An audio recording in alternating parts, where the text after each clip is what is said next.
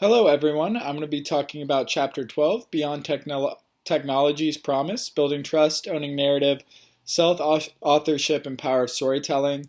Joel Kachi Benson in conversation with Rania Al-Namara, hoping I'm saying those names right. So to dive into the chapter, Benson started experimenting with VR 360 technology for virtual reality storytelling after a decade working at a production studio. So his emotive films gained international support, making him the first Nigerian filmmaker to use VR in storytelling. So immediately, I want to talk about how I can apply this to my future in learning how virtual reality works in the first place and how I can tell stories using it. The first step for me would be doing the research. I need to study it. It's something I know very little about. I think it would be a good challenge to try to learn. So back to the chapter, Benson talks about his experience with virtual reality production and how he's inspired people. He meets to chronologize emotional scenes and capture accounts of indigenous storytellers. So he's always been passionate about real stories. He started off making music videos, but they weren't as exciting as the personal stories.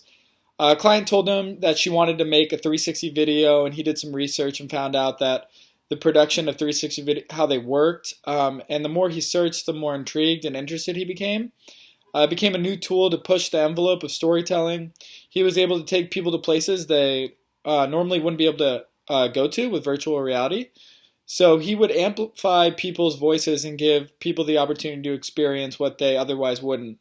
So the true power of VR lies where you can transfer people to places that they wouldn't be able to go to normally. So say I do learn how to use virtual reality in my future, I could really take people anywhere I want them to go. I actually did a virtual reality thing in New Mexico, and it had to do with Roswell and like aliens, and it was really cool.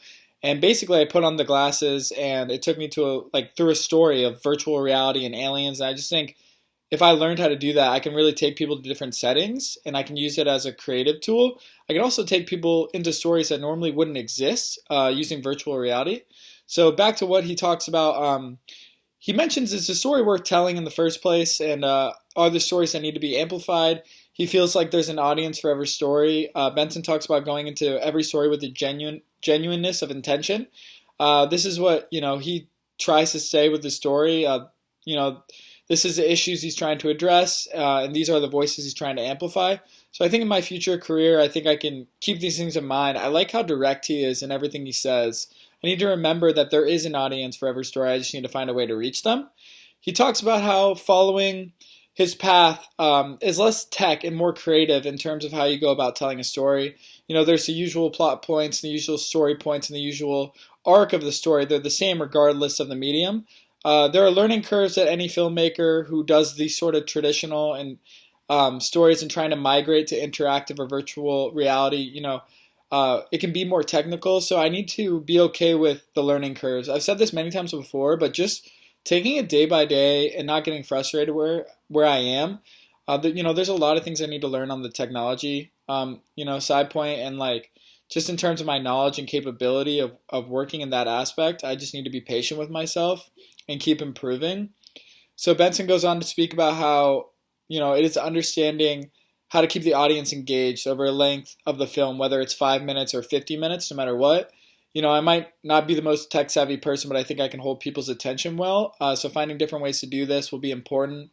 I think the main thing I got from this chapter was Benson was forced to learn something new, and he was able to, and he enjoyed it, and he dived in, he learned more and more. He found ways to be creative and honest, and that's what helped him, become a better storyteller. I just think I can apply this to my future career by following in his footsteps for VR or any type of storytelling I wish to learn. Just diving into it and learning ways to be creative and telling the stories I want in an honest way. Thank you.